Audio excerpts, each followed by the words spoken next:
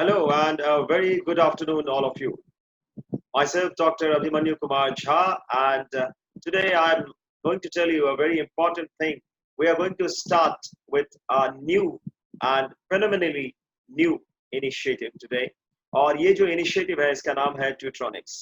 Tutronics अपने आप में एक अलग ब्रांड है और ट्यूट्रॉनिक्स अपने आप में एक ऐसा ब्रांड है जो आपके लिए लेके आया है आपके नीट 2021 और नीट 2022 के प्रिपरेशन के लिए एक बहुत बड़ा सॉल्यूशन। और आपका ये सॉल्यूशन न केवल आपका साथ देगा बल्कि आपके साथ टिका रहेगा और आपको डॉक्टर बना के छोड़ेगा। So this solution is a big thing which Tutronics has brought, and I can tell you one thing, that Tutronics has brought a revolution in the field of NEET education. और Tutronics में जितने भी faculty members associated हैं ये बहुत experienced faculty members हैं।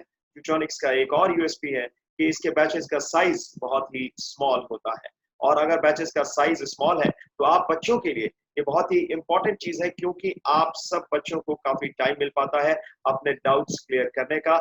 जो भी आपके माइंड में डाउट्स आते हैं उन डाउट्स को क्लियर करना और उन डाउट्स के बारे में क्वेश्चंस पूछने का और आपको उन सवालों के जवाब भी बहुत अच्छी तरह समझा के दिए जाते हैं। So this is something which I would like to tell you about Tutronics as well. And with this, I would like to start with the first class of Tutronics. And I would like to tell you that this is the first class of zoology. So I would like to start with zoology because, as you know, NEET is consisting of 4 subjects: physics, chemistry, botany, and zoology. और आप सब जानते हैं कि NEET में आपको पता है कि नीट में अगर आपसे बात करूं तो नीट में 4 सेक्शंस होते हैं और इन 4 सेक्शंस की अगर मैं बात करूं तो ये 4 सेक्शंस बहुत बहुत इंपॉर्टेंट है and you know that these are physics, these are chemistry, then botany and zoology. तो आज मैं बात करने वाला हूं आपके साथ फिजिक्स, केमिस्ट्री और बॉटनी और जूलॉजी की, लेकिन क्योंकि मैं बायोलॉजी का स्पेशलिस्ट हूं इसलिए मैं बेसिकली ज्यादा बात करूंगा बॉटनी और जूलॉजी। तो जल्दी से हम देखते हैं क्या आज हम करने वाले हैं और क्या कुछ आज हमारे साथ है। फिजिक्स और केमिस्ट्री दोनों से you are going to get 45 questions each. So one correct answer will fetch you plus 4 marks. So that means 180 marks is of the questions from physics and chemistry की questions भी 180 marks के value के बराबर होंगे। तो बचा क्या? Botany और जूलॉजी। बॉटनी से भी 45 questions and zoology से भी 45 questions. It means you're going to have 180 marks. You can score 180 marks in botany and 180 marks in zoology. आप सब ने इस बार का नीट 2020 का पेपर देखा होगा एंड ये महसूस किया होगा कि इस बार का नीट 2020 का पेपर बिल्कुल ही बहुत इजी था और मैं आपको बताऊं एकदम हलवा पेपर था, बिल्कुल हलवा, जिसको कहते हैं कि इससे इजी कुछ हो ही नहीं सकता था। और पिछले 17-18 सालों में I have been teaching all India PMT and state PMT students since last 17-18 years और नीट तो 5 साल पहले आया है, तो 5 साल से मैं नीट के बच्चों को भी बहुत पढ़ा रहा हूँ और 700 से ज्यादा डॉक्टर्स मैं बना चुका हूँ और अगला नंबर आपका है। लेकिन मैं ये भी कहना चाहूंगा कि ये जो नीट 2020 का पेपर था ये अब तक के जितने भी पेपर्स हुए उन सभी पेपर्स में सबसे इजी था।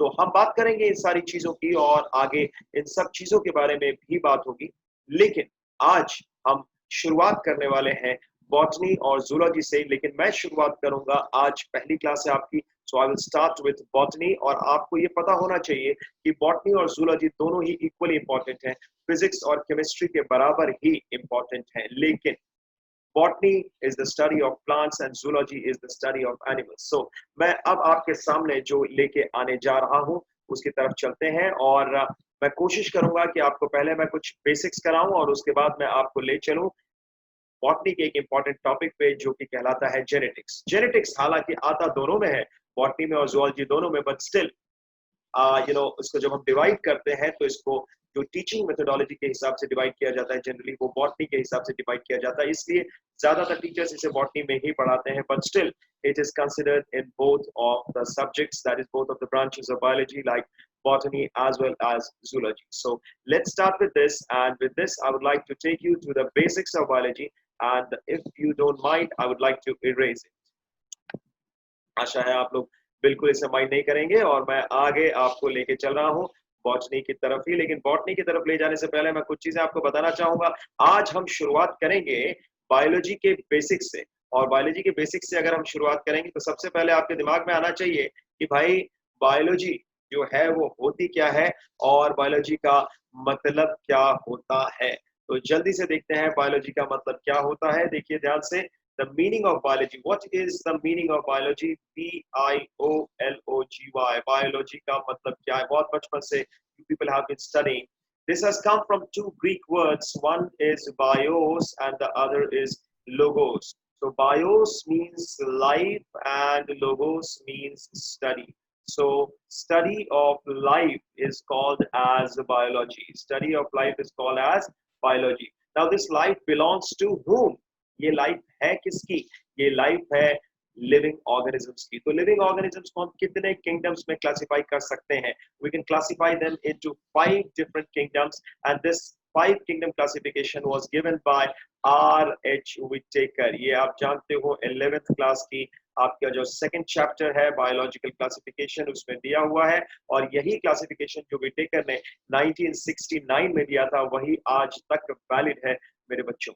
तो जल्दी से देखते हैं आर एच विटेकर का ये क्लासिफिकेशन जो था उसका बेसिस वगैरह अभी मैं आपको नहीं दिखाऊंगा, लेकिन मैं इतना बता दूं कि कौन कौन से किंगडम्स थे, क्योंकि आज भी लाइफ को उन्हीं 5 किंगडम में डिवाइड किया जाता है। तो सबसे पहला किंगडम था मोनेरा।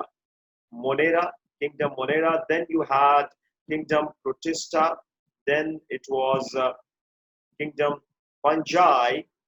और आप देख सकते हैं कि फंजाई के बाद आता है क्या? Plantae. And the last but not the least is animalia. तो ये 5 किंगडम्स थे और इन पांचों किंगडम की अगर मैं बात करूं तो अपने आप में इन पांचों किंगडम्स की अलग अलग खासियतें हैं, लेकिन मोनेरा सबसे अलग सा है क्योंकि this was consisting and this is consisting of prokaryotic organisms। तो आपके दिमाग में आ सकता है कि जो बच्चे 11th में अभी पहली बार आए हैं और जिन्होंने 10th में थोड़ा बहुत इसका मतलब समझा होगा, मैं पहले दोबारा बता दूं आपको, आज तक आपने जो समझा है वो सही है, लेकिन उसके अलावा भी आज रीइंफोर्स करने की जरूरत है। प्रो मतलब फर्स्ट और कैरी ऑन मतलब न्यूक्लियस, यानी फर्स्ट न्यूक्लियस जिस ऑर्गेनिज्म में था उसको कहा गया प्रोकैरियोटिक ऑर्गेनिज्म। और प्रोकैरियोटिक ऑर्गेनिज्म की अगर मैं बात करूं तो प्रोकैरियोटिक ऑर्गेनिज्म में ना तो न्यूक्लियर मेम्ब्रेन होता है, no nuclear membrane, no nuclear membrane. तो ना न्यूक्लियर मेम्ब्रेन होता है, ना तो न्यूक्लियर मेम्ब्रेन होगा, ना न्यूक्लियोलस होगा। ना तो न्यूक्लियर मेम्ब्रेन है ना न्यूक्लियोलस है। आपको पता है न्यूक्लियस के अंदर होता है न्यूक्लियोलस, और ना ही मेम्ब्रेन बाउंड ऑर्गेनेल्स हैं। तो आप कहोगे सर ये मेम्ब्रेन बाउंड ऑर्गेनेल्स कौन से हैं? मेम्ब्रेन बाउंड ऑर्गेनेल्स वो होते हैं मेरे बच्चों जो कि जिन ऑर्गेनेल्स के को एक मेम्ब्रेन सराउंड करता है। तो मेम्ब्रेन बाउंड ऑर्गेनेल्स की बात करें, the membrane bound organelles are those organelles which are surrounded by membranes, like you have mitochondria, you have endoplasmic reticulum and you have Golgi bodies। तो माइटोकॉन्ड्रिया भी है, endoplasmic reticulum भी है और Golgi bodies भी हैं। तो ये सारे के सारे जो हैं ये इसमें एब्सेंट होंगे। किस में एब्सेंट होंगे जरा ध्यान से देखिएगा, ये सारे के सारे आपके प्रोकैरियोट्स में एब्सेंट होते हैं, सिर्फ यूकैरियोट्स में ही ये प्रेजेंट होते हैं। तो आप कहोगे सर ये प्रोकैरियोट्स हैं तो इसका मतलब प्रोकैरियोटिक ऑर्गेनिजम्स आ गए मोनेरा में, तो बाकी चारों किंगडम में क्या है? बाकी चारों के चारों kingdom they are consisting of eukaryotic organisms, यानी यूकैरियोटिक ऑर्गेनिजम्स। तो आप कहोगे सर यूकैरियोटिक ऑर्गेनिजम्स का मतलब क्या हुआ, जरा ध्यान से बताएंगे। देखिए ध्यान से आप समझें इस बात को। यूकैरियोटिक का मतलब हुआ, यू मतलब होता है ट्रू, यू मतलब होता है ट्रू। यू वर्ड जहां भी आपने लगाया मतलब होता है ट्रू, और कैरियन का मतलब होता है न्यूक्लियस। तो यूकैरियोटिक का मतलब जिसमें ट्रू न्यूक्लियस हो, यानी ट्रू न्यूक्लियस का मतलब है कि न्यूक्लियर मेम्ब्रेन भी होगा, न्यूक्लियोलस भी होगा और मेम्ब्रेन बाउंड ऑर्गेनेल्स भी होंगे। और मेम्ब्रेन बाउंड ऑर्गेनेल्स मैंने आपको अभी बताया, जैसे माइटोकॉन्ड्रिया, गोल्जी बॉडीज और एंडोप्लाज्मिक रेटिकुलम।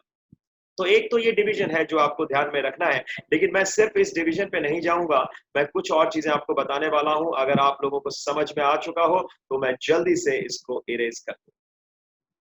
अपने डाउट्स बिल्कुल आप बचा के रखें और डाउट्स साथ साथ पूछते जाएं। चलिए बहुत बढ़िया। So I will try to erase it and let's move forward. Okay, so यहाँ पे जैसे मैंने आपको बताया कि biology is the study of life and life belongs to living beings and living organisms and living organisms can be divided into 5 different kingdoms, which includes kingdom Monera, kingdom Protista, kingdom Fungi, then kingdom Plantae and kingdom Animalia. लेकिन यहाँ एक चीज मैं और बताना चाहूंगा, prokaryotic और eukaryotic organisms हमने बताया आपको, लेकिन यहाँ पे मैं कुछ चीजें और आपको बताना चाहूंगा। यहाँ पे आप देखें कि किंगडम मोनेरा की अगर हम बात करते हैं, आप ध्यान से इसको देखें और ध्यान से समझिएगा कि किंगडम मोनेरा की अगर हम बात करते हैं तो मोनेरा में, और सेकंड आपने देखा प्रोटिस्टा, तो इन सब में एक काफी बहुत बड़ा डिफरेंस है जिसके बारे में मैं आज आपको बताना चाहूंगा। मोनेरा हो गया, प्रोटिस्टा हो गया, फंजाई हो गया, किंगडम प्लांटी हो गया। किंगडम प्लांटी में आते हैं आपके प्लांट्स और किंगडम एनिमेलिया में आपके आते हैं एनिमल्स। ठीक है, एनिमेलिया में ही हम लोग भी आते हैं because human beings are also included in animals. Animals में ह्यूमन बींग्स को इंक्लूड किया गया है। तो मोनेरा जैसा कि मैंने आपको बताया ये तो प्रोकैरियोटिक है, बाकी चारों के चारों किंगडम जो है आपके वो क्या है बच्चे, वो है यूकैरियोटिक। लेकिन एक और फर्क बहुत बड़ा है कि मोनेरा प्रोकैरियोटिक तो है, लेकिन इसके साथ साथ यहाँ पे मैं बता दूं कि अगर ये चारों यूकैरियोटिक भी है ना, तो भी इनमें जो प्रोटिस्टा है वो क्या है, यूनिसेल्युलर है। यूनिसेल्युलर का मतलब क्या होता है, it is made up of the organisms in which one cell forms the whole body, one cell forms the whole body. Uni मतलब होता है बेटा एक, यूनि मतलब वन, और सेल्युलर मतलब सेल, यानी कि one cell is forming the whole body. So this is a kind of, this was a kind of, and still these are existing, these are kinds of primitive organisms, जैसे हो गया amoeba, जैसे हो गया Plasmodium, जैसे हो गया आपका पैरामीशियम। तो ये जितने भी प्रोकैरियोट्स हैं वो अलग हो गए, लेकिन जो यूनिसेल्युलर यूकैरियोट्स हैं वो अलग हो गए। तो ध्यान देना, मोनेरा में आपके आते हैं क्या, मोनेरा में you get to have your what, bacteria आएगा, और बैक्टीरिया के बाद क्या आता है, आप ध्यान से देखें, आर्की बैक्टीरिया आता है। आर्की बैक्टीरिया आपको पता है एंशिएंट बैक्टीरिया, और एंशिएंट बैक्टीरिया को हम 3 पार्ट्स में बांटते हैं बच्चों। ठीक है, आई hope you know that. Ancient bacteria को 3 पार्ट्स में बांटा जाता है, और वो 3 पार्ट्स कौन कौन से हैं, एक तो मीथेन प्रोड्यूसर्स जिनको कहा जाता है मिथेनोजेंस, एक जो हाई टेम्परेचर और हाई एसिडिटी दोनों में सर्वाइव कर सके उनको कहा जाता है थर्मो एसिडोफाइल्स, और एक अगर मैं आपको बताऊं तो आपको पता है कि इन थर्मो एसिडोफाइल्स के अलावा और इन मिथेनोजेंस के अलावा एक और है जिनको हम कहते हैं हेलोफाइल्स। और हेलोफाइल्स कौन से होते हैं, सॉल्ट लवर्स। फाइल्स मतलब अफेक्शन जिनमें हो, और किसके लिए, हेलो मतलब salt, so salt lovers, so they can grow in those areas in which the salty concentration is very high. तो ये सारी चीजें हैं, लेकिन यहाँ पे मैं आपको बताना चाहूंगा प्रोटिस्टा यूकैरियोट तो है, लेकिन प्रोटिस्टा यूकैरियोट होने के बावजूद यूनिसेल्युलर है। चाहे वो प्लांट प्रोटिस्ट हो जैसे यूग्लिना हो, चाहे वो एनिमल प्रोटिस्ट हो जैसे जिनको हम प्रोटोजोआ कहते हैं, जैसे अमीबा हो गया, प्लाज्मोडियम हो गया, या आपका पैरामीशियम वगैरह हो गया। लेकिन प्रोटिस्टा की एक खास बात मैं बताऊं, प्रोटिस्टा जो तीसरा किंगडम था वो बना था, और इस किंगडम की जो स्थापना हुई थी, इस किंगडम को जो इस्टेब्लिश किया गया था, that was because there were certain organisms which could not have been included in plants और इन एनिमल्स। जैसे एक एग्जांपल मैं आपको दूं, एक एग्जांपल है यूग्लिना, और यूग्लिना का एग्जांपल बहुत इंपॉर्टेंट है, ये कई बार ऑल इंडिया पीएमटी में पूछा भी गया था, नीट में भी एक बार आ चुका है। यूग्लिना जो है ये आपका वो ऑर्गेनिज्म है which is called as a connecting link between plants and animals. Now what is a connecting link? Connecting link होता क्या है भाई, connecting link होता है वो ऑर्गेनिज्म जिसमें दोनों के कैरेक्टर्स, जिसमें दोनों के कैरेक्टर्स हो। मान लो आप 3 दोस्त हो, कोई भी बच्चे, जैसे आप 3 फ्रेंड्स हो, और 3 फ्रेंड्स में आप ये ध्यान में रखो कि 2 की एक दूसरे से बात होती है, मतलब ए बी सी 3 फ्रेंड्स हैं, ए से बी की भी बात होती है और सी से भी बी की बात होती है, बट ए और सी को आपस में जोड़ के रख रहा है बी, यानी बी की दोनों से बात होती है और ए और सी की आपस में ज्यादा बात नहीं होती। तो एक तरह से हम कहेंगे बी जो है कनेक्टिंग लिंक है इन दोनों के बीच, यानी बी की सी से भी बात होती है, बी की ए से भी बात होती है। उसी तरह वो ऑर्गेनिज्म कनेक्टिंग लिंक कहलाएगा जो कि दोनों के कैरेक्टर्स रखता हो। क्लासिफिकेशन में हमेशा ये ध्यान में रखना है। तो what we need to understand is that when we talk about Euglena, Euglena को देखो मैंने अंडरलाइन किया है, this is the name of the genus, this is the generic name, और generic name जो है होता है बेटे, this generic name is always written like this, in which the first alphabet is always written in capital letters and the rest of the alphabets they are small. Whereas the specific epithet जब हम लिखते हैं, when the specific epithet is written, all the alphabets are written in small. So ये जो connecting link है किसके किसके बीच connecting link है, एक तो plants और दूसरा animals के बीच। So kingdom Plantae और kingdom Animalia के बीच Euglena is a connecting link. Now इसके अलावा अगर हम बात करें इन तीनों किंगडम्स की, तो इन तीनों किंगडम्स में आपको जो ऑर्गेनिजम्स मिलते हैं बच्चे, these are multicellular organisms. These are multi cellular organisms. तो ये अपने आप में एक अलग सी बात है जो कि मैं आज आपको बताना चाहूंगा कि ये मल्टी सेल्यूलर ऑर्गेनिजम्स है। मल्टी सेल्यूलर का मतलब क्या हुआ? The body is made up of many kinds of cells, different kinds of cells, and truly multi cellular हम उनको कहते हैं जिनमें कई सारे सेल्स मिलके एक पर्टिकुलर टिश्यू बनाए। So tissue is a group of similar cells which are having similar structure and they are performing similar function. तो ऐसे ऑर्गेनिजम्स को हम कहते हैं मल्टी सेल्यूलर। फंजाई भी मल्टी सेल्यूलर ऑर्गेनिजम्स में आता है, प्लांटी भी मल्टी सेल्यूलर ऑर्गेनिजम्स में आता है और एनिमेलिया भी मल्टी सेल्यूलर ऑर्गेनिजम्स में आता है। लेकिन अगर हम बात कर रहे हैं बायोलॉजी की तो हमें यह भी समझना पड़ेगा कि मल्टी सेल्यूलर ऑर्गेनिजम्स में एक फेनोमेना ऐसा है जो कि यूनिसेल्यूलर ऑर्गेनिजम्स में नहीं होता और उस फेनोमेना को हम कहते हैं division of labour. What is this? Division of labour का मतलब क्या हुआ? डिवीजन ऑफ लेबर का मतलब है कि multicellular organisms are having specialised cells which are specialised to perform different functions. जैसे आपके घरों में आपके पापा कुछ काम करते हैं, आपकी मम्मी कुछ और काम करती हैं, आप कुछ और कामों में हेल्प करते हैं, आपके ब्रदर या सिस्टर कुछ और कामों में हेल्प करते हैं, तो जाके घर चलता है। उसी तरह आपके शरीर को अगर चलाना है तो किडनी के सेल्स अलग फंक्शन करते हैं, लंग्स के सेल्स अलग फंक्शन करते हैं, हार्ट के सेल्स अलग फंक्शन करते हैं, ब्रेन के सेल्स अलग फंक्शन करते हैं। तो ये सारी चीजें आपको ध्यान में रखनी पड़ेंगी और डिवीजन ऑफ लेबर एक कैरेक्टरिस्टिक है मल्टीसेल्युलर ऑर्गेनिजम्स का जो कि यूनिसेल्युलर ऑर्गेनिजम्स में नहीं मिलता है। इसके अलावा one more thing I would like to tell you and that is very very important कि ये सारी चीजों की स्टडी आती है बायोलॉजी में, लेकिन ये किस में आएगा? ये जिसकी वजह से एक छोटा सा वायरस जिसकी वजह से इतना बड़ा लॉकडाउन हुआ across the world in all the countries और अभी भी लॉकडाउन जैसा ही माहौल है कई कंट्रीज में और आप सब ऑनलाइन पढ़ाई करने को बाध्य हैं। हालांकि ऑनलाइन पढ़ाई ज्यादा अच्छी होती है। I will tell you one thing, online पढ़ाई जो होती है it is always considered is better क्योंकि एक तो ये आपका टाइम सेव करती है, एक तो आपको टीचर्स उतने ही अच्छे मिल जाते हैं जितने ऑफलाइन में हो और आपका भी टाइम सेव हो जाता है। दूसरा, without having contact with each other, without having that contact with each other आप प्रॉपर वे में एजुकेशनली कांटेक्ट में रहते हो, प्रोफेशनली कांटेक्ट में रहते हो। So that is something which is very very important. तो वायरसेस को किस में इंक्लूड करना चाहिए इन पांचों किंगडम में से आपके हिसाब से? Let us see आपका क्या जवाब है, आपको क्या लगता है? कई लोग कहते हैं मोनेरा में, कई लोग कहते हैं प्रोटिस्टा में। क्या लगता है आपको कि ये सही है? बिल्कुल गलत। ना मोनेरा ना प्रोटिस्टा, तो किसमें? किसी में नहीं। Viruses are called as enigma of life. Viruses are called as enigma of life. And what is enigma? Enigma is a mystery which cannot be solved easily. एक अनबुझ पहेली या अबूझ पहेली, ऐसी पहेली जिसको समझना आसान ना हो। ठीक है, क्यों? क्योंकि these are borderline organisms between living and non-living. क्यों? क्योंकि they can be crystallized outside our body. They can be crystallized. एक बात बताओ, कोरोना वायरस अगर तुम्हारे टेबल पे है, चेयर पे है, क्या वो टेबल और चेयर को जो है कोरोना वायरस कॉज करेगा? क्या कोविड-19 होगा उसको? कोरोना डिजीज उसको नहीं हो सकती, लेकिन तुम्हारे अंदर अगर घुस गया तो होगा। क्यों? क्योंकि viruses need a living cellular machinery, viruses need a host machinery to multiply. Viruses को मल्टीप्लाई करने के लिए एक होस्ट मशीनरी चाहिए जो कि एक टेबल नहीं दे सकता, एक चेयर नहीं दे सकता, ये डिजिटल पेन नहीं दे सकता, कोई नहीं दे सकता। तो आई hope you understand this thing that viruses को मल्टीप्लाई करने के लिए क्या चाहिए? एक होस्ट सेल मशीनरी चाहिए, एक होस्ट सेल मशीनरी चाहिए। तो ये सारी चीजें हमें ध्यान में रखनी पड़ेंगी। लेकिन वायरसेस कौन कौन से दो साइकिल्स फॉलो करते हैं, तो अगर आप लोगों को अभी तक समझ में आ गया हो तो जल्दी से मैं इसे इरेज कर दूं। आई hope you got it, well done. चलिए, बहुत बढ़िया। So let us erase this और अभी मैं आपको पीपीटी स्लाइड्स पे भी ले जाऊंगा जो हमारा टॉपिक है आज का बॉटनी का उसमें। लेकिन पहले बेसिक्स करने आज जरूरी थे क्योंकि this is the first class and first class में थोड़ा सा बेसिक्स करके ही हम आगे बढ़ सकते थे। एक वायरस जिसको हमने कोरोना वायरस का नाम दिया, उस वायरस ने इतना बड़ा लॉकडाउन करवा दिया और आपको पता है उस वायरस के सिम्टम्स 9 to 14 डेज के बाद ही आते हैं। क्यों आते हैं? क्योंकि ये जो वायरस है ना, ये जो वायरस है ये दो तरह के, खाली यही वायरस नहीं, I am talking about generally about all the viruses. Viruses दो तरह के साइकिल फॉलो करते हैं, एक है लाइटिक साइकिल और दूसरा है लाइसोजेनिक साइकिल।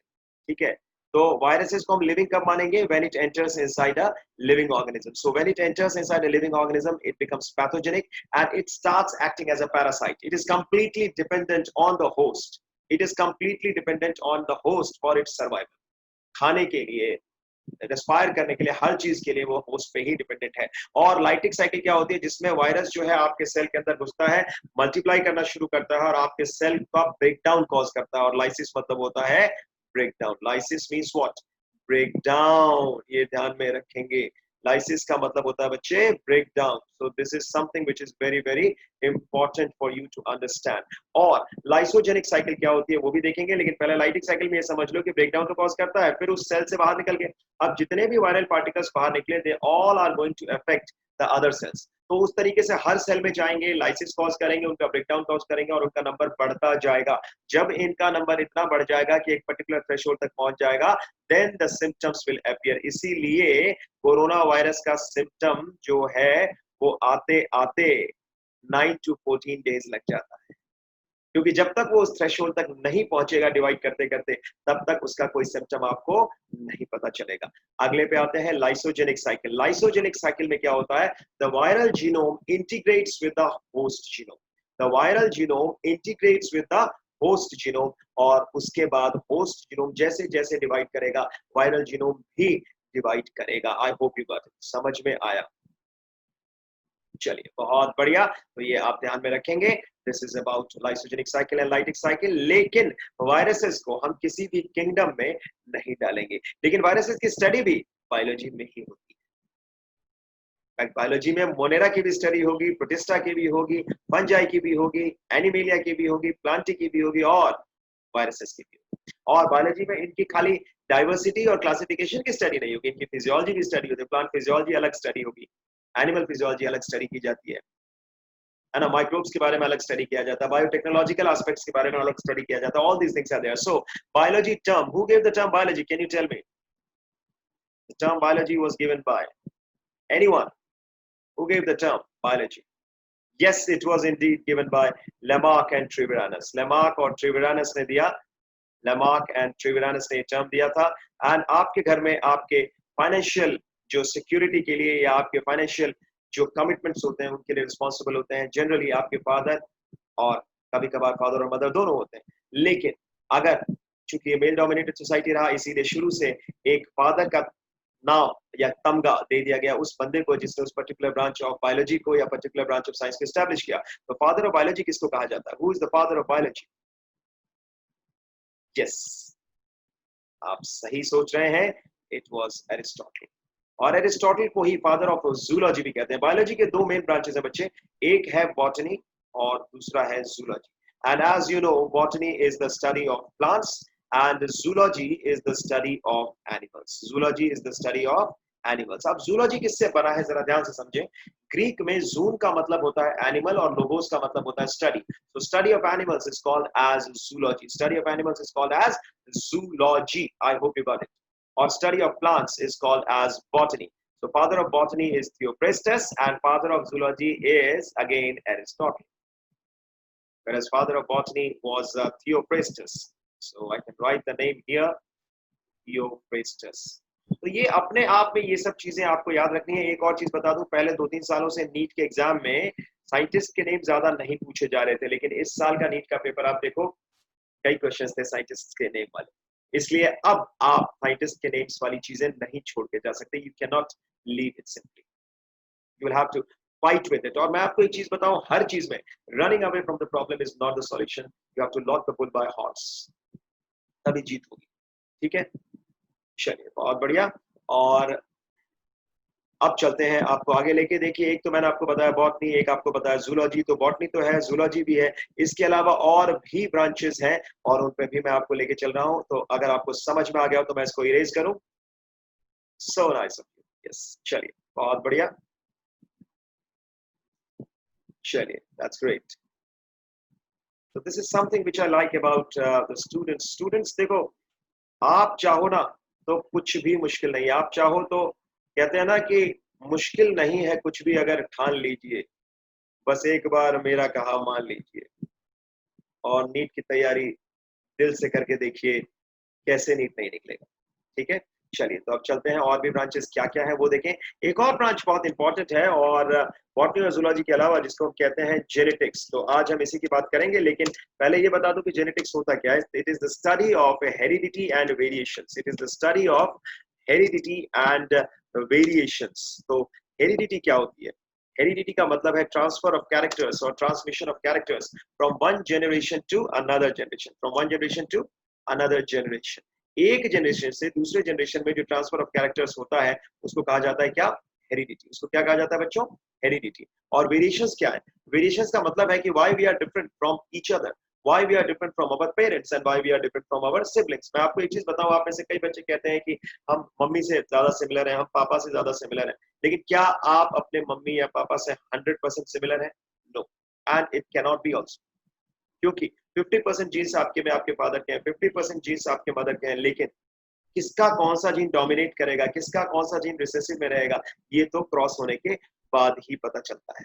ठीक है, that's why variations are very very important and variations are important for survival of species. क्योंकि कभी अगर एनवायरनमेंट खराब हुआ तो भी कुछ ऑर्गेनिजम्स बच ही जाएंगे जिनके पास फेवरेबल जीन्स होंगी उस एनवायरमेंटल चेंज से फाइट करने के लिए। आई होप यू गॉट इट। बहुत बढ़िया। चलिए तो अब चलते हैं आगे, और आगे कुछ और ब्रांचेस हैं जिनके बारे में मैं आपको बता दूं। एक और ब्रांच है बहुत इंटरेस्टिंग सा जिसको हम कहते हैं साइटोलॉजी। साइटोलॉजी में देखिए बहुत सिंपल है, ग्रीक में सी और के का प्रोनाउंसिएशन सेम होता है। तो काइटोस का मतलब ग्रीक में होता है सेल, तो cytology is the study of cells. ठीक है, the study of cell structure and function is cytology. Very very important, you need to understand this, very very important. The study of cell structure and function is called as cytology. Is it clear? I hope it is clear. Okay, that's great. And यहाँ पे एक चीज मैं और बताना चाहूंगा आपको कि सेल स्ट्रक्चर एंड फंक्शंस की हम बात करते हैं, लेकिन साइटोलॉजी में एक चीज हमें ये भी समझनी पड़ेगी कि सेल की जब बात की जाती है तो सेल के अंदर तक पूरी स्टडी की जाती है। और इसके साथ साथ और बताऊं और भी कई ब्रांचेस हैं, जैसे बायोकेमिस्ट्री है which is the study of biochemical reactions जो हमारी बॉडी में हो रहे हैं। बायोटेक्नोलॉजी है जिसमें कि there are many studies like you know the study of technology in biology, that is the study in which the science in which products are synthesized from living organisms for the benefit of mankind. तो ये सब कुछ होता है। और भी branches है, microbiology है the study of micro organisms, उसी को ब्रांच को तोड़ के कई सारे बना दिए गए। Bacteriology is the study of bacteria, protistology is the study of protists, mycology is the study of fungi. तो ये जितने भी अलग अलग ब्रांचेस हैं ये सब इंपॉर्टेंट है, लेकिन जो मेन ब्रांचेस हैं उनमें आज हम एक टॉपिक जो करने वाले हैं वो है genetics, the heredity and variations, the study of heredity and variations. तो अगर आप कहें तो फटाफट हम चलें अब इस टॉपिक की तरफ। बहुत बढ़िया, well done students, well done. चलिए तो बहुत बढ़िया, अब मैं ये शेयर बंद कर रहा हूँ और I am taking you to the study of genetics, and I'll go on with that. So here you can see I will take you to a very important aspect, और ये जरा मैं फाइल डाउनलोड कर लूँ एक minute. Yes, that's great. फटाफट से ये आपके सामने आ रहा है और बिल्कुल ये स्लाइड शो मैं करने वाला हूँ आपके सामने, और आप देख सकते हैं कि I'm going to share this with you again, another file, and this is a very very important file which I'm going to share with you. And just give me 1 second. I think one slide I had to change a little bit. Yes, yes. एक छोटी सी चीज उसमें रह गई थी जो मैंने आपके लिए बनाई है, और yes, that's great. The one thing which was left, yes, in this one. Yes, I think this line was there. Yes, okay. So here we have. Okay, so let's start with this and let's see this. चलिए जी, बहुत बढ़िया, और फटाफट हम इसको देखें और फटाफट आप इसको समझना शुरू करें। So I'm going for a slideshow. So let's see. That's great. Okay, चलिए. So today we are going to study genetics, and this is a very fascinating subject. This is a very fascinating branch of biology, and as I told you, this is the study of heredity and variations. यानी क्या हुआ? Heredity का मतलब हुआ transfer of characters from one generation to another, और variations का मतलब हुआ कि हम क्यों different हैं अपने parents से, हम क्यों different हैं अपने siblings से, और चूंकि हम डिफरेंट हैं इसीलिए हमारा सर्वाइवल भी आसान हो जाएगा। So we are starting with the first chapter of genetics, that is the principles of inheritance. लेकिन प्रिंसिपल्स ऑफ इनहेरिटेंस हो या मॉलिक्यूलर बेसिस ऑफ इनहेरिटेंस हो, प्रिंसिपल्स ऑफ इनहेरिटेंस एनसीईआरटी का 12th क्लास का आपका फर्स्ट चैप्टर है किस unit का, जेनेटिक्स एंड इवोल्यूशन वाले का, ठीक है। लेकिन अदरवाइज टोटल में 12th क्लास का वो 5th चैप्टर है, और साथ में मॉलिक्यूलर बेसिस ऑफ इनहेरिटेंस इसके बाद वाला चैप्टर 6th चैप्टर है, दोनों ही जेनेटिक्स एंड इवोल्यूशन के पार्ट है। तीसरा इसका जो चैप्टर है इस यूनिट में वो है इवोल्यूशन। लेकिन हम अभी शुरू कर रहे हैं जेनेटिक्स से। So genetics is the study of heredity and variations. So let's move on to the next one. And मैं अपना नाम आपको पहले ही बता चुका हूं, आप सब अब जान चुके हैं। Myself, Dr. Abhimanyu Kumar Jha, and I've taught in many, topmost organizations like Akash, Brilliant Tutorials Private Limited, Takshila, Target, as well as South Oasis, and these branches of these topmost institutes I've taught. These institutes are for NEET UG, rather All India PMT or State PMTs or NEET UG. So इनके लिए मैंने इनमें पढ़ाया हुआ है, NEET UG और all India PMT वगैरह के लिए। And for NEET PG I have taught in doc tutorials. So doc tutorials के लिए I have taught in NEET, I have taught the NEET PG students also for doc tutorials, and many students were associated with doc tutorials as well. And in addition to that, I would like to tell you one more thing, that biochemistry और कई ऐसे subjects हैं जो काफी tough लगते हैं MBBS करने के बाद, तो उसके लिए जो नीट पीजी का जब इंटरेस्ट होता है उसमें भी काफी मैंने पढ़ाया हुआ है। लेकिन मेरा एक्सपर्टाइज नीट यूजी है, और इसके अलावा I am also teaching many students from across the world. There are students from US, UK, Italy, Germany, UAE, as well as Australia and other countries also. So let's move ahead with the things and let's do it. Okay, चलिए, तो सबसे पहले characteristics क्या होती हैं? What are the characteristics? Let's see this. Characteristics का मतलब होता है कि विशेषताएं, यानी वो फीचर्स जो हम एग्जिबिट करते हैं फिजिकली, यानी हमारे लुक्स, यानी हम दिखने में कैसे हैं, टॉल हैं, ड्वार्फ हैं, छोटे हैं, बड़े हैं, लंबे हैं, ठिगने हैं, मोटे हैं, पतले हैं। All these things come under characteristics, यानी वो फीचर्स जो हमें डिस्टिंग्विश करते हैं दूसरों से। तो फॉर एग्जांपल हम अगर मान लें आई कलर, तो आई कलर में आपने देखा होगा कई बार कुछ लोगों का आई बॉल का कलर ग्रीन होता है, कुछ लोगों के आई बॉल का कलर ब्लैक है। मेरा ब्लैक है, आप में से काफी लोगों का ब्लैक होगा, कई लोगों का ब्राउन होता है, कई लोगों का ब्लू होता है, कई लोगों का ग्रीन होता है। लेकिन ये जो अलग अलग वर्जन्स हैं, तो कैरेक्टरिस्टिक किसको बोलेंगे? आई कलर यानी आई बॉल कलर। लेकिन ये जो अलग अलग वर्जन्स हैं एक कैरेक्टरिस्टिक के, उसको क्या बोलेंगे? उसको बोलते हैं ट्रेट्स। तो traits are different versions of a characteristic. Traits are different versions of a characteristic. एक ही कैरेक्टरिस्टिक के जो कई वर्जन्स होते हैं उसको हम कहते हैं ट्रेट्स। फॉर एग्जांपल अगर मैं आई बॉल कलर की बात करूं, तो ब्लू, ग्रीन और ब्राउन आईज जो है, ये सारे के सारे ट्रेट्स हैं एक कैरेक्टरिस्टिक के, जिसको हम कहते हैं eye ball colour. I hope you got it. चलिए, बहुत बढ़िया। तो अब चलते हैं आगे, मैं आपको आगे ले चलता हूं। अब देखिए इनहेरिटेंस क्या होता है। देखिए मैंने अभी थोड़ी देर पहले आपको बताया कि transfer of characters from one generation to another जो होता है उसको हम कहते हैं इनहेरिटेंस। तो आप देख सकते हो, suppose like the father, the girl is also having eyes, black eyeball color, but there are too many differences as well. There are many similarities, but there are many differences as well. So few things you inherit from your father, few things you inherit from your mother, and few things are completely new, which are formed due to the recombinations. तो ये अपने आप में एक अलग सी कहानी है inheritance की, जिसके बारे में आज हम डिटेल में देखने जा रहे हैं। I hope you got it. चलिए जी, बहुत बढ़िया। So let's move on to the next one. Now this is very very important कि भाई अगर जेनेटिक्स की हम बात करते हैं as a branch of biology, तो इस जेनेटिक्स ब्रांच के फादर किसको कहा गया? सो जेनेटिक्स ब्रांच के फादर कौन है? Gregor Johann Mendel. Try to understand this. This is very very important. Gregor Johann Mendel को कहा जाता है father of genetics, और ये Gregor Johann Mendel जो है, he is considered as one of the greatest. He's considered as one of the greatest, and he was the person who traced the characteristics of successive generations of a living thing.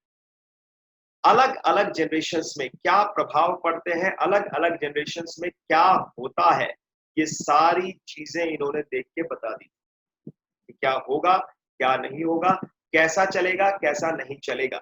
ये सारी चीजें किस character के बारे में, कैसा कोई character कैसे रोल प्ले करता है, अलग अलग जनरेशन में कैसे जाता है, ये सारी चीजें इन्होंने बता दी थी। And he was not a world renowned scientist of this day, of his times. Okay, so I will say that he was not a world-renowned scientist of his day. It means what? He was not a very popular person. He was not a person who was a very big scientific bent of mind. But yes, he was a nature lover. और curiosity एक mind में थी जो एक scientist के लिए सबसे ज़्यादा ज़रूरी है. बहुत ज़्यादा पॉपुलर नहीं थे मेंडल, लेकिन एक क्यूरियोसिटी माइंड में जरूर थी. एंड मैं आपको बताऊं कि मेंडल की हिस्ट्री जान के आपको अजीब सा लगेगा कि he was an Augustinian monk. He was an Augustinian monk who taught natural science to high school students. So monk क्या होता है? जिसने worldly desires छोड़ दिए हो. So he was an Augustinian monk. He used to teach natural science to high school students. और सोचो कितना बड़ा काम कर गए और क्या काम कर गए वो भी आज हम देखेंगे. और चलते हैं जल्दी से आगे. अब देखते हैं क्या था ये काम.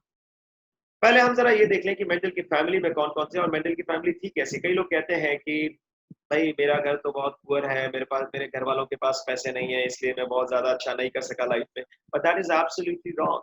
व्हाई? मेंडल से आपको सीखना चाहिए. You know, the parents of Mendel were farmers in Britain, and they could not afford for him to attend college. उनके पास इतना पैसा नहीं था कि वो मेंडल को कॉलेज भेज सकते. तो इसीलिए ग्रेगोर जोहान मेंडल ने इसलिए he attended the Augustinian monastery and he became a monk. लेकिन जब मॉन्क बन गया मेंडल, उसके बाद भी मेंडल की जो अंदर साइंस की भूख थी वो खत्म नहीं हुई. क्वेश्चंस उसके माइंड में आते रहते थे और उन क्वेश्चंस को सॉल्व करने के लिए मेंडल कोई ना कोई तरीका निकालने की कोशिश करता रहता था. So what came in his mind and what was there in his mind, that was really very very amazing. But जो मेंडल ने किया और जो करके दिखाया वो अपने आप में एक बहुत बड़ी बात थी.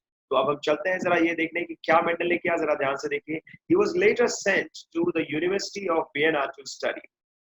और उसके जो प्रोफेसर्स थे यूनिवर्सिटी पे and his colleagues at the monastery, उन्होंने मेंडल को इंस्पायर किया कि भाई आप जो है प्लांट्स के अंदर जो अलग अलग कैरेक्टरिस्टिक्स आती हैं, जो अलग अलग उनमें वेराइटीज हैं, जो उसमें वेरिएंस है, उस वेरिएंस को आप स्टडी करो एंड उस वेरिएंस को स्टडी करके यू मूव फॉरवर्ड. तो यहाँ से मेंडल की शुरुआत हुई और यहीं से मेंडल स्टार्टेड. यहीं से he started and this start was really a big start. चलिए ध्यान से देखें. अब ये तो हमने देख लिया कि मेंडल ने कहां से शुरू किया, लेकिन ये भी देखना तो जरूरी है कि ठीक है जी मेंडल ने स्टार्ट किया, लेकिन how Mendel started, that is also very very important. So let's see how Mendel started. So now we come to that.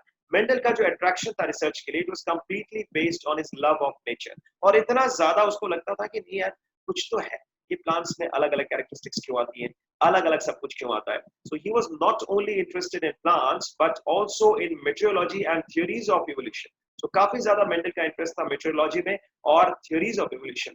So Mendel often wondered how plants obtained atypical characteristics. उसको लगता था plants में ये atypical characteristics कहाँ से आ रही हैं, अलग अलग तरह की जो characteristics आती हैं सडनली कैसे आ जाती हैं, कोई एक कैरेक्टरिस्टिक चल रहा है अचानक से उसमें चेंज कैसे हो जाता है. तो ये सारे सवाल उसके मन को उद्वेलित करते थे, उसके मन को परेशान करते थे. और जब आपके मन को सवाल परेशान करते हैं तभी आप उनका जवाब जानना चाहते हैं और तभी आप जो है कुछ डिस्कवरी कर पाते हैं. तो मेंडल्स लॉज ऑफ इनहेरिटेंस की तरफ से चले. मेंडल ने किया क्या था बेसिकली देखें जरा ध्यान से. जरा बायोलॉजिकल एंगल पे आ जाइए. ग्रेगोर जोहान मेंडल ने एक बहुत इंपॉर्टेंट चीज की, उसने हाइब्रिडाइजेशन एक्सपेरिमेंट्स किए 7 साल तक फ्रॉम 1856 टू 1863. और कितने कैरेक्टर्स पे किए? तो 7 कॉन्ट्रास्टिंग कैरेक्टर्स. तो 7 कैरेक्टर्स लिए.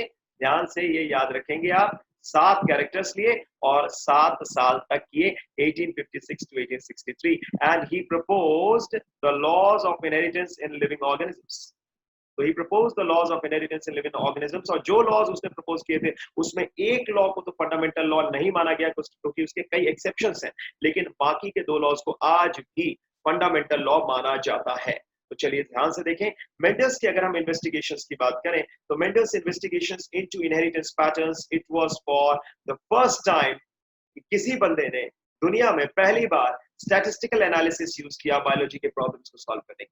किसी बंदे ने पहली बार मैथमेटिकल लॉजिक को यूज किया बायोलॉजी के प्रॉब्लम्स को सॉल्व करने के लिए. इसीलिए ये भी एक रीजन था कि लोगों ने, चूंकि लोगों को इतनी जानकारी नहीं थी उस समय जब मेंडल ने प्रोसीडिंग्स ऑफ नेचुरल सोसाइटी के सामने अपना जब ये लॉज रखे थे, तो he had to literally come out crying because the thing was that किसी ने उसके लॉजिक को एक्सेप्ट नहीं किया, किसी ने उसके जो लॉज प्रपोज लॉज थे उनको एक्सेप्ट नहीं किया. लोगों ने कहा ये फालतू है, this is something which is ridiculous. And Mendel ने फालतू में जो है स्टैटिस्टिकल लॉजिक घुसा दी है इसके अंदर, बायोलॉजी के अंदर मैथमेटिकल लॉजिक घुसा दी है जो कि बिल्कुल ही गलत है, और इस तरीके से लोगों ने उसका बहिष्कार कर दिया। एंड 1884 में he died also. 1884 Mendel died.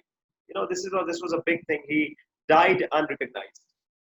लेकिन कहते हैं ना कि अगर पूरी दुनिया आपके पीछे पड़ी हो, और दुनिया आपके पीछे बिल्कुल पड़ी हो और कह रही हो कि आप गलत हो, आप गलत हो, आप गलत हो, है ना, और आप भाग रहे हो, तो सिचुएशन अलग है। लेकिन अगर आप पलट जाओ दुनिया की तरफ यूं, तो दुनिया को लगता है ये क्या हो गया, तो आप सही हो जाते हो, दुनिया गलत हो जाती है। और यही हुआ मेंडल के साथ, लेकिन उनकी मृत्यु के बाद। तो देखिए, मेंडल के लॉज को 3 साइंटिस्ट ने रीडिस्कवर किया। एक तो Hugo de Vries, Hugo de Vries, Karl Correns और शर्मा। ये 3 साइंटिस्ट थे। टी साइलेंट है बेटा इसमें, T is silent, okay, T is silent and Tschermak. So ये 3 साइंटिस्ट थे, और तीनों अलग अलग कंट्रीज में, and that was in the year 1900 to 1901। यानी मेंडल के मरने के 16-17 साल बाद जो है, इन 3 साइंटिस्ट्स ने दे इंडिपेंडेंटली रीडिस्कवर्ड मेंडल्स लॉज, दे इंडिपेंडेंटली रीडिस्कवर्ड मेंडल्स लॉज। और इन्होंने रीडिस्कवर करे मेंडल के लॉज को। ये भी क्वेश्चन कई बार आया हुआ है पीएमसी के एग्जाम में। दे इंडिपेंडेंटली, इंडिपेंडेंटली का मतलब क्या है कि ना तो ये एक दूसरे पे डिपेंडेंट थे, और ना ये एक दूसरे के कांटेक्ट में थे। ध्यान से समझना, independently rediscovered Mendel's laws, Hugo de Vries, Karl Correns और शर्मा, ये 3 साइंटिस्ट थे। और इन्होंने जब रीडिस्कवर करा, तो मैं आपको ये भी बता दूं, उस समय मोबाइल नाम की चीज नहीं हुआ करती थी कि आपस में कांटेक्ट में हो कि हाँ भाई डी राइस क्या आ रहा है, ऐसा कुछ भी नहीं था। ठीक है, कॉरेंस को फोन करके पूछ लिया शर्मा ने, ऐसा कुछ भी नहीं था। ना कॉरेंस फोन करके डी राइस से पूछ सकते थे, और सच बात बताऊं तो लैंडलाइन भी नहीं हुआ करता था। ठीक है, तो मॉडर्न जो टेलीकम्युनिकेशन या ये सब जो चीजें थी वो थी नहीं उस टाइम पे। तो इसीलिए अलग अलग कंट्रीज में थे ये लोग, और अलग अलग कंट्रीज में बातचीत करने का तो सवाल ही पैदा नहीं होता इस तरीके से। So they independently rediscovered Mendel's laws, and Mendel के जो लॉज थे उनमें सिर्फ एक लॉ के लिए कई एक्सेप्शंस पाए गए बाद में, जिनको की उन एक्सेप्शंस की वजह से उस लॉ को फंडामेंटल लॉ नहीं माना गया।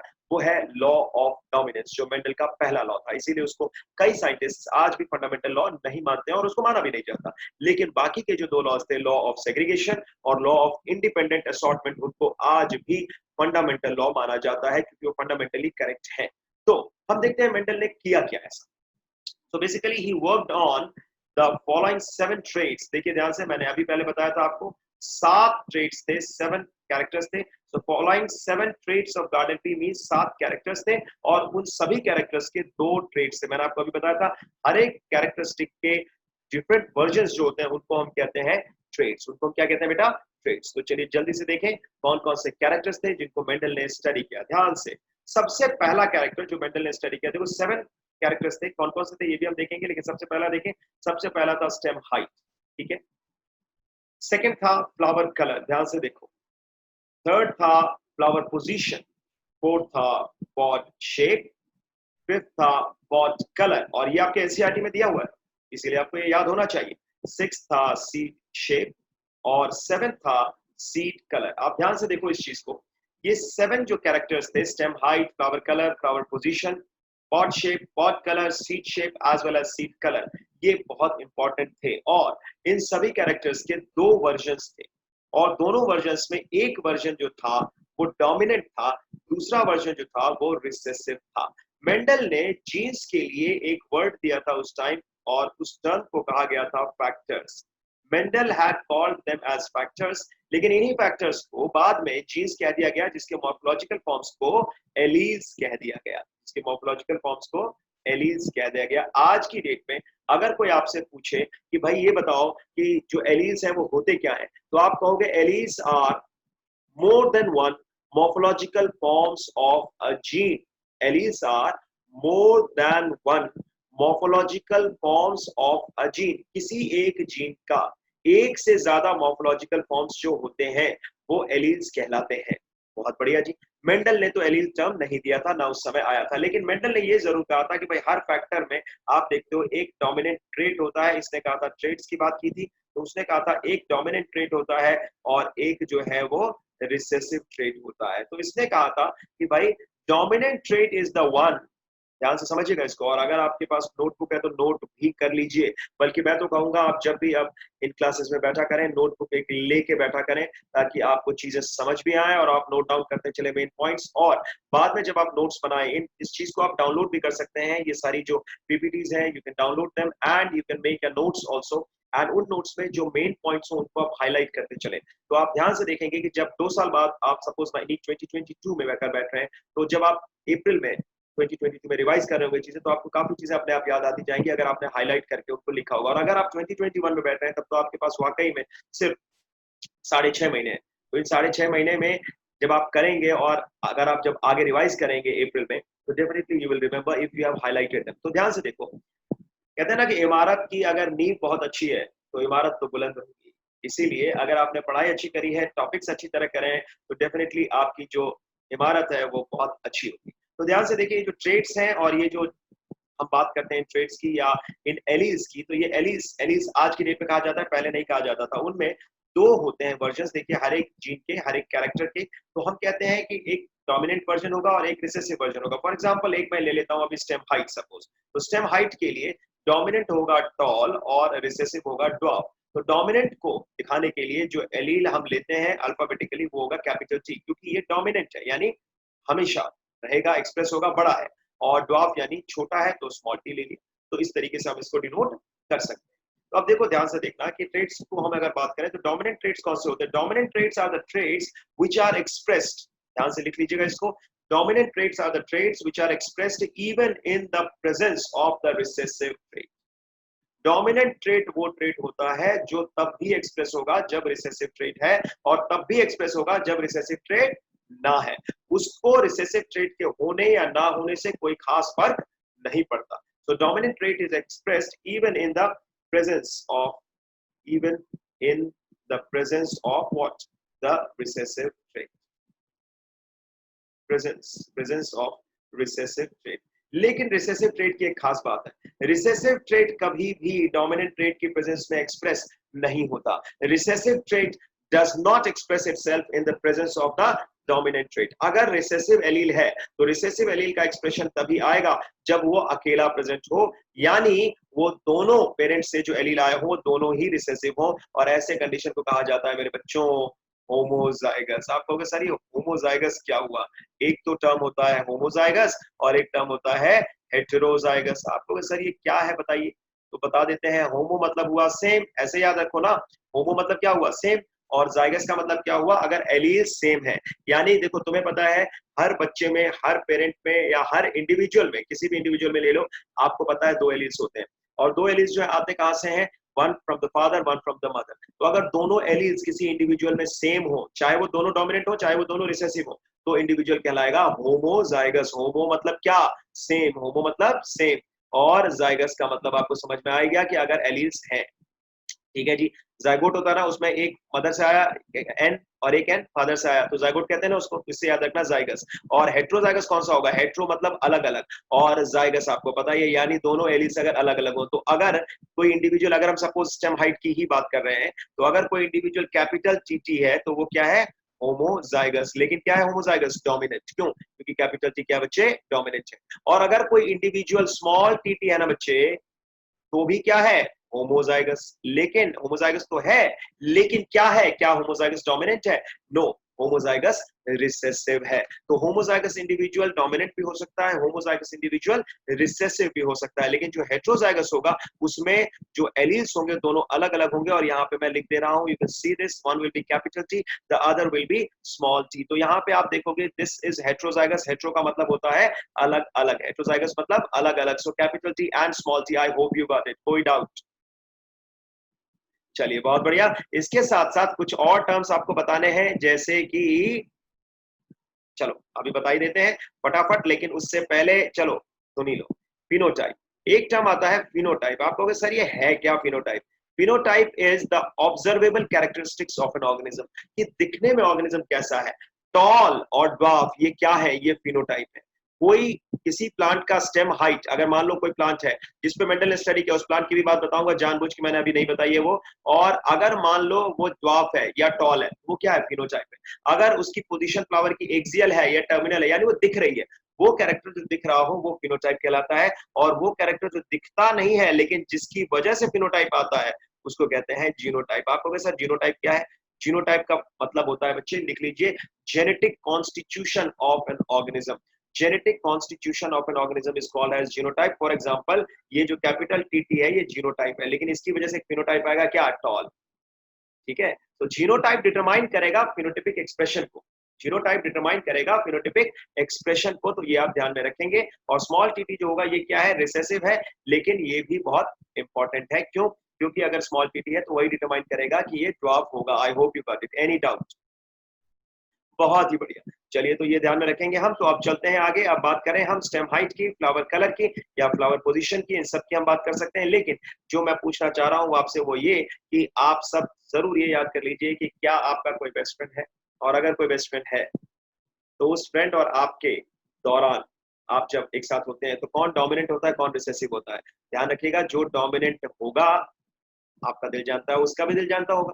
जो आपका दोस्त है उसको भी पता होगा और आपको भी पता है। So your friend who is your friend, he also knows it and you also know it. Okay, या अगर दोनों गर्ल्स हैं तो both of them, you also know it as well as she also knows it, and दोनों boys हैं तो he also know it and you also know it. So here what I would like to tell you is that you can see कि अगर आप देखें कि अगर मान लीजिए सपोज दो लोग हैं तो उसमें एक कैपिटल टी है एक स्मॉल टी है, तो आपको पता है कि कैपिटल टी और स्मॉल टी अगर साथ में है तो डोमिनेंट कौन सा है? Capital T. तो एक्सप्रेस कौन सा होगा? Capital T.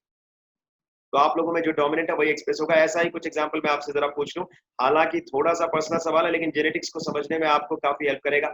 आपके मदर और फादर में कौन डोमिनेंट? एम और एफ, मदर और फादर। और जो डोमिनेंट है आपने देखा होगा वो आमतौर पे एक्सप्रेस होते हैं, दूसरा जना रिसेसिव रहता है। लेकिन जब डोमिनेंट वाला, सपोज आपकी मदर अगर डोमिनेंट है और फादर रिसेसिव है, तो मदर अगर कभी अपने मायके चली गई 2-3 दिन के लिए तो फादर का नेचर आप देखते हो बदल जाता है। फिर फादर भी पूछने लगता है, अरे भाई होमवर्क किया कि नहीं, क्यों नहीं होमवर्क किया? डांटेंगे भी, फादर वाला रूप भी रहेगा लेकिन अपना मदर वाला भी वो आ जाता है। क्यों? क्योंकि रिसेसिव कैरेक्टर तब एक्सप्रेस होता है जब वो होमोजाइगस कंडीशन में हो। जैसे सपोज अगर हम बात करें सीड कलर की तो वो येलो होगा, वाई वाई। तो रिसेसिव कैरेक्टर क्या है? Green, small Y. जब वो स्मॉल वाई होगा यानी दोनों एलील जब होंगे रिसेसिव तभी एक्सप्रेस होगा। उसी तरह अगर हम बात करें राउंड की तो राउंड वाले में क्या होगा? कैपिटल आर, ये तो डोमिनेंट है ना, सीड शेप। लेकिन रिंकल्ड क्या होगा बेटा? Small R. तो जब ये स्मॉल आर होंगे यानी दोनों, मदर से भी और फादर से भी, दोनों से अगर मान लो स्मॉल आर वाला एलील ही आया तो ये एक्सप्रेस होगा और तब ये रिंकल्ड आएगा। यानी रिसेसिव कैरेक्टर तभी एक्सप्रेस होता है, रिसेसिव ट्रेट तभी एक्सप्रेस होता है जब dominant trait absent होता है। तो recessive trait is expressed only in case of the absence of the dominant trait। तो अब देखते हैं बाकी क्या क्या कैरेक्टर्स थे। तो एक आपने देखा कि तो स्टेम हाइट था जिसमें डोमिनेंट कैरेक्टर था, क्या डोमिनेंट ट्रेट था टॉल, और रिसेसिव ट्रेट था ड्वार्फ। कैरेक्टर तो स्टेम हाइट है ही है, ठीक है, तो कंफ्यूजन बिल्कुल नहीं होने देंगे। और फ्लावर कलर में डोमिनेंट था वायलेट और रिसेसिव था व्हाइट। फ्लावर पोजीशन की बात करें, the dominant one was axial and recessive one was terminal. Pot shape के मामले में the dominant one was inflated and the recessive one was constricted। Pot colour के मामले में the dominant one was green and recessive one was recessive। ध्यान देना, recessive one was yellow। and seed shape के मामले में the dominant one was round and the recessive one was wrinkled। and seed color के मामले में the dominant one was yellow and the recessive one was green। लेकिन अब आपके दिमाग में सवाल आ सकता है, सर ये किस प्लांट पे किया था इसने? वो तो आपने बताया नहीं, जानबूझ के रोक लिया था। वो है पाइसम सेटाइवम। आप ध्यान से देखो, ये है गार्डन पी। गार्डन पी पे एक्सपेरिमेंट किया था मेंडल ने और इस प्लांट को कहा जाता है पाइसम सेटाइवम। आप देख सकते हो जेनेरिक नेम है पाइसम, तो पी कैपिटल है, बाकी सब स्मॉल है, और दूसरा जो स्पेसिफिक एपिथेट है वो क्या था? सेटाइवम। सो पाइसम सेटाइवम नाम के प्लांट पे, जिसको हम गार्डन पी भी कहते हैं, मटर जिसको कहा जाता है, उसी पे एक्सपेरिमेंट्स हुए थे। और उसी के सातों के सातों कैरेक्टर्स जो आपको दिख रहे हैं, stem height, flower colour, flower position, pod shape, pod colour, seed shape और सीड कलर, ये उसी के कैरेक्टर्स। और बहुत लकी था मेंडल क्योंकि जो उसने गार्डन पी चूज किया था उसका जनरेशन टाइम बहुत कम था, यानी तुरंत ही अगला जनरेशन आ जाता था, बहुत कम टाइम में डबलिंग टाइम हो जाती थी, प्लस प्योर ब्रीडिंग वेराइटीज भी उसे मिली। बहुत सारे रीजंस भी थे, लेकिन फिलहाल हम देखेंगे कि मेंडल ने क्या स्टडी किया था। मेंडल ने स्टडी किया था इनहेरिटेंस ऑफ वन जीन, और एक जीन की इनहेरिटेंस को कहा जाता है, क्या कहा जाता है जल्दी से बता दो? Monohybrid cross. क्या कहा जाता है? Monohybrid cross. तो मोनोहाइब्रिड क्रॉस का मतलब क्या है? मोनोहाइब्रिड मतलब देखो ध्यान से बेटे, मोनो मतलब वन, मोनो मतलब वन, और हाइब्रिड मतलब जो ट्रेड्स हैं दो लिए गए, मोनो हाइब्रिड यानी एक ही कैरेक्टर के दो ट्रेड्स। तो ध्यान से देखो, हाइब्रिडाइजेशन जब किया गया तो F1 जनरेशन, F1 जनरेशन क्या होता है? सपोज तुम्हारे पापा मम्मी का जनरेशन अगर पेरेंटल जनरेशन माना जाएगा तो तुम्हारे जनरेशन को बोलते हैं F1 जनरेशन। और F1 जनरेशन का जो अगर हम देखें कि फुल फॉर्म होता है वो क्या होता है? First filial. First filial generation means the generation which comes after the parental generation. तो अगर हाइब्रिडाइजेशन की गई तो F1 generation so obtain resemble only one of its parents, यानी F1 जनरेशन में या तो सारे टॉल आएंगे या डॉफ आएंगे। अगर क्रॉस कुछ ऐसा था, कैपिटल टी स्मॉल टी वाला, ये अगर ऐसा करोगे ना तो पेरेंटल जनरेशन में अगर ऐसे होंगे तो फिर गैमेट्स दिखाओगे। गैमेट्स में अभी नहीं दिखा रहा हूं, अभी सीधे F1 दिखा दे रहा हूं। तो F1 में सारे ऐसे आएंगे, कैपिटल टी स्मॉल टी, यानी सारे के सारे क्या होंगे? देख लो, कैपिटल टी है और स्मॉल टी है तो एक्सप्रेस कौन सा होगा? कैपिटल टी, यानी सारे के सारे क्या होंगे बच्चा? डॉल। तो देख लो F1 जनरेशन में तो रिसेसिव एलील जो है आपका वो एक्सप्रेस होता ही नहीं है। मोनो हाइब्रिड क्रॉस में ये ध्यान रखना, F1 जनरेशन में आपका रिसेसिव एलील देख लो ध्यान से, क्या स्मॉल टी एक्सप्रेस हुआ? नहीं हुआ, यानी F1 जनरेशन में रिसेसिव एलील एक्सप्रेस नहीं होता है। लेकिन जब F1 जनरेशन के दो प्लांट्स को सेल्फ पॉलिनेट किया जाता है तो F2 जनरेशन आएगा जिसको हम कहेंगे second filial generation. Second filial generation, तो उसमें जरूर ये आपका रिसेसिव ट्रेट भी एक्सप्रेस होता है। और दोनों का जो रेशियो आएगा टॉल और ड्वार्फ का वो अभी आप देखेंगे F2 जनरेशन में वो आता है 3:1। ये मैं बात कर रहा हूँ किसकी? फिनोटाइपिक रेशियो की। और मेंडल ने कहा कि कुछ तो ऐसा है जो पास होता है from one generation to another generation and that is unchanged and he called these things as, मैंने अभी बताया था आपको, फैक्टर्स। अब हम उनको जीन्स के नाम से जानते हैं और इनके मॉर्फोलॉजिकल फॉर्म्स को हम एलील्स के नाम से जानते हैं। और उसने ये कहा था मेंडल ने कि factors contain and carry hereditary information, so this is what you have to remember. चलिए अब चलते हैं मोनो हाइब्रिड क्रॉस में। सपोज एक कैरेक्टर ले लिया राउंड, हम बात करते हैं सीड शेप की। तो राउंड इज डोमिनेंट, तो किससे दिखाएंगे बेटा? कैपिटल आर से। किससे दिखाएंगे? कैपिटल आर से। तो ध्यान से देखो, and here you can see wrinkle will be small R, wrinkle will be small R. तो देखो ध्यान से, होता क्या है कि अगर हम बात करें कैपिटल आर स्मॉल आर की, पेरेंट्स का अगर हम मान लें फिनोटाइप की बात करें तो राउंड सीड्स को क्रॉस किया गया किससे? रिंकल सीड से। तो राउंड सीड को किससे दिखाएंगे? देखो ध्यान से देखो, कैपिटल आर कैपिटल आर। ठीक है जी, अच्छा जी। अब रिंकल सीड्स को किससे दिखाएंगे? स्मॉल आर, यानी दोनों ही क्या है? होमोजाइगस है। तो ये हो गए तुम्हारे पेरेंटल जनरेशन में जो है। अब आ जाओ गैमीट्स पे। गैमीट्स क्या क्या बनेंगे? गैमीट्स सिंपल क्या बनेंगे? क्रॉस, ध्यान से देखना बच्चों, कैपिटल आर बन गया जी। यहाँ क्या बनेगा? स्मॉल आर बन गया जी। ठीक है जी। अब F1 जनरेशन पे आ जाओ जिसको हम कहते हैं फर्स्ट फिलियल जनरेशन, ऐसे ही लिखा जाएगा। तो बनेगा क्या? चारों में पॉसिबिलिटीज देख लो ताकि आज क्लियर हो जाए माइंड में। कैपिटल आर स्मॉल आर, यहाँ पे देख लो ये भी इसके साथ क्रॉस करेगा, कैपिटल आर स्मॉल आर, इसको इसके साथ कराओ कैपिटल आर स्मॉल आर, और ये भी तो इसके साथ करेगा बच्चा, तो क्या बनेगा? कैपिटल आर स्मॉल आर, यानी सारे के सारे हेट्रोजाइगस हैं। लेकिन फिनोटाइप कैसा होगा? फिनोटाइप होगा बिल्कुल है तो हेट्रोजाइगस, लेकिन फिनोटाइप कैसा होगा? राउंड होगा जी। हाँ या ना, जल्दी बताएं। होगा? चलो गुड। तो अब आ जाओ F2 जनरेशन पर। मैंने आपको कहा कि F2 जनरेशन क्या है? F2 जनरेशन होता है जो सेल्फिंग से बनता है किसकी? F1 जनरेशन की। बहुत बढ़िया जी। तो आप कहोगे सर सेल्फिंग क्या होती है? सेल्फिंग होती है, ये क्या होता है? ये देखो ध्यान से ऐसे, व्हाट इज दिस? सेल्फी लेना। तो सेल्फी क्या होता है? टेकिंग वंस ओन पिक, यानी taking the pic of self, यानी अपनी फोटो लेना कहलाता है सेल्फी। तो अपने ही जैसे जीनोटाइप वाले से क्रॉस कर देना क्या कहलाएगा? सेल्फिंग। क्या कहलाएगा? सेल्फिंग। तो F2 जनरेशन क्या आएगी? देखो ध्यान से देखो, F2 जनरेशन में क्या होता है? देखो मैं बहुत इंपॉर्टेंट चीज आपको बताने जा रहा हूं बच्चों, और आप इसको देखें ध्यान से क्योंकि ये एक बहुत इंपॉर्टेंट चीज है। इसमें एक चीज ये बताई गई कि भाई दो गैमेट्स हो सकते हैं, एक मेल, तो मेल गैमेट के लिए सिंबल ये होता है, और एक फीमेल, और फीमेल गैमेट के लिए सिंबल ये होता है, ये आपको पता ही है।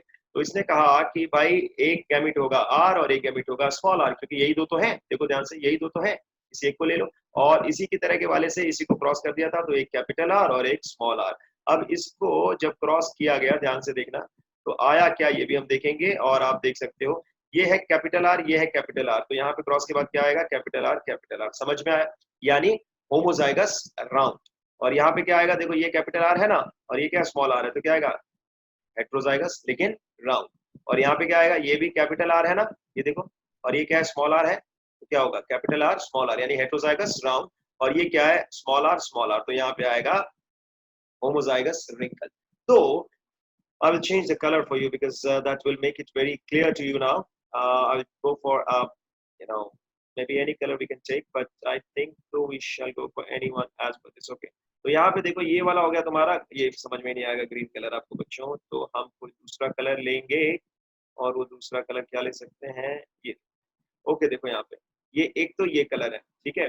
तो ये वाला इस कलर से देखो क्या है, एक तो ये राउंड है और ये भी राउंड होगा, कैपिटल आर स्मॉल आर यानी हेटेरोजाइगस, और ये भी राउंड होगा। तो अगर कोई तुमसे पूछ दे कि भाई ये बताओ कि फिनोटिपिक रेशियो क्या होगा, तो आप कहोगे सर फिनोटाइप तो अभी आपने बताया था क्या कि ऑब्जर्वेबल कैरेक्टरिस्टिक्स जो होती हैं, तो फिनोटिपिक रेशियो क्या होगा, बहुत सिंपल है जी। फिनोटिपिक रेशियो होगा कितना, 3 राउंड इज टू, आप कहोगे सर ये तो 3 राउंड हो गए, ये चौथा वाला क्या होगा, ये वाला, इसको अलग कलर से कर दूं तुम्हारे लिए, लो जी अलग कलर से कर देते हैं, ऐसी क्या बात कर दी तुमने, लो जी ये क्या है, ये क्या होगा, रिंकल। तो 3 राउंड इज टू 1 रिंकल, तो ये क्या है, ये है आपका फिनोटिपिक रेशियो। तो आप कहोगे सर जीनोटिपिक रेशियो क्या आएगा, जीनोटिपिक रेशियो मतलब मैंने क्या बताया था, genotype is the genetic constitution of an organism. तो जीनोटिपिक रेशियो क्या आएगा, ध्यान से देख लो, जीनोटिपिक रेशियो, ठीक है ना। तो जीनोटिपिक रेशियो क्या आएगा बच्चा, देखें ध्यान से, ये आएगा 1 homozygous round is to 2 heterozygous round is to 1 homozygous। तो यही तो है, देख लो, एक ये है ना, ये 2 है, और इसको मान लो ऐसे क्रॉस कर दो, कुछ ऐसा सिंपल रखो, ये एक 1:2:1। So genotypic ratio is 1:2:1। अगर आंसर पूछा जाता है कि मेंडेलियन मोनोहाइब्रिड क्रॉस में जीनोटिपिक रेशियो कितना आता है, दैट इज 1:2:1। और अगर पूछा जाता है फिनोटिपिक रेशियो कितना आता है, तो कितना आएगा, 3 राउंड इज टू 1 रिंकल। तो यहाँ आपको एक चीज साफ दिखाई दे रही है कि F2 जनरेशन के अंदर रिसेसिव कैरेक्टर भी एक्सप्रेस हो गया, यानी रिंकल वाला, ये देखो ना, ये रिंकल ही तो था, एक्सप्रेस हो गया, लेकिन किस रेशियो में, 75 वाला डोमिनेंट एक्सप्रेस हुआ है 75% इज टू 25%। आप कहोगे सर 75 इज टू 25% कहाँ आया, ये देखो ना, 3 राउंड इज टू 1 रिंकल क्या है, ये 75% is to 25%। I hope you got it, clear है। और अगर क्वेश्चन आ जाता है नीट में कि the Mendelian monohybrid ratio was, तो उसमें कौन सा लिखोगे, फिनोटिपिक या जीनोटिपिक। अगर तो फिनोटिपिक पूछ दिया तो लिख दोगे 3:1। अगर जीनोटिपिक रेशियो आ गया मेंडेलियन मोनोहाइब्रिड क्रॉस में, तो 1:2:1। लेकिन अगर पूछा what is the Mendelian monohybrid ratio, तो क्या लिखोगे, 3:1। ये ध्यान रखना, मेंडेलियन मोनोहाइब्रिड रेशियो यही है। क्यों, क्योंकि जो दिखता है वो तो 3:1 वाला रेशियो दिखता है ना, बाकी तो जो आपका जीनोटाइप है वो तो एनालाइज करने में पता चलेगा जेनेटिकली। Is that clear. ये अलग बात है कि जीनोटाइप ही फिनोटाइप को एक्सप्रेस करेगा, the expression of genotype is the phenotype. चलिए बहुत बढ़िया, तो ये सारी चीजें हैं बच्चे, बाकी सारी चीजें इसमें उसी तरीके से दी हैं, लेकिन मैंने आपको पहले ही समझा दिया है। आप देखें जब F1 की इंटरक्रॉसिंग हुई गई, जब F1 को इंटरक्रॉस किया गया तो आपका F2 जनरेशन आया, देखिए वही सारे गैमीट्स बने और F2 जनरेशन में आया। इसी स्क्वायर को जो मैंने अभी पीछे बनाया था, इसी तरह का स्क्वायर, उसको कहा जाता है Punnett square. Bateson and Punnett ने दिया था इसको, और इस स्क्वायर को कहा जाता है बच्चों पनेट स्क्वायर। सो ये आप ध्यान में रखेंगे, और आप देख सकते हो, देखो ध्यान से, ये राउंड है, ये भी राउंड है, ये भी राउंड है, तो 3 हो गए कितने राउंड, और सिर्फ ये हुआ रिंकल। तो रेशियो वही आया आपका क्या, 3:1। देखो 3:1 क्या आया बच्चों, ये देख लो, round seeds is to wrinkle seeds का रेशियो क्या आया है, 3:1 यानी। और जीनोटाइप कितना, ये देख लो ध्यान से, 75% प्लांट्स प्रोड्यूसिंग राउंड सीड्स यानी 3, और 25% प्लांट्स प्रोड्यूसिंग रिंकल सीड्स, जो कि मैंने आपको पहले ही समझा दिया है। और आप जीनोटाइप में देख लें, आपका 1:2:1 था ना, तो देखो 25% कैपिटल आर यानी होमोजाइगस राउंड, और इज टू कितना आया, 50% हेटेरोजाइगस राउंड, इज टू यानी 25% homozygous wrinkle. Is it clear, I hope it is clear. चलिए, तो अगर आप लोगों को समझ में आ गया है, तो मैं एक चीज आपसे कहना चाहूंगा कि इसी चीज को हम अगली क्लास में कंटिन्यू करेंगे। मेंडेलियन मोनोहाइब्रिड क्रॉस हमने आज देखा है, इसके आगे हम चीजों को लेके जाएंगे अगली क्लास में। और बॉटनी की क्लास मैं आज आपको बता दूं कि every month we will be having 2 classes of botany. So this is the first class of botany, and another class will be in the 3rd week. So we are starting this as taking this as the first week. तो आज से हम जैसे शुरू कर रहे हैं, तो अगर इस हफ्ते बॉटनी की क्लास हुई है, तो अगले हफ्ते बॉटनी की क्लास नहीं होगी, और उसके अगले हफ्ते आपको बॉटनी की क्लास मिलेगी। और बॉटनी की क्लास का जो दिन है वो मैं आपको बता दूं, बॉटनी की क्लास का जो दिन रहेगा वो रहेगा Friday. So you will get the classes on Friday. So botany की क्लास आपको मिलती है कब, फ्राइडे को, और जो आपका जूलॉजी की क्लास है वो आपको मिला करेगी every Monday. So zoology class you will get on Monday. तो बॉटनी की क्लास फ्राइडे और जूलॉजी की क्लास मंडे, लेकिन बॉटनी की क्लास एक कहते हैं ना कि एक ऑल्टरनेट वीक में होगी बॉटनी की क्लास, जबकि जूलॉजी की क्लास आपको हम हर वीक देते रहेंगे। धीरे धीरे हम कोशिश करेंगे कि मैं थोड़ा और टाइम निकाल के आपको पूरी तरह से बॉटनी की क्लास भी रेगुलरली दे सकूं। So this is all because of what? Tutronics.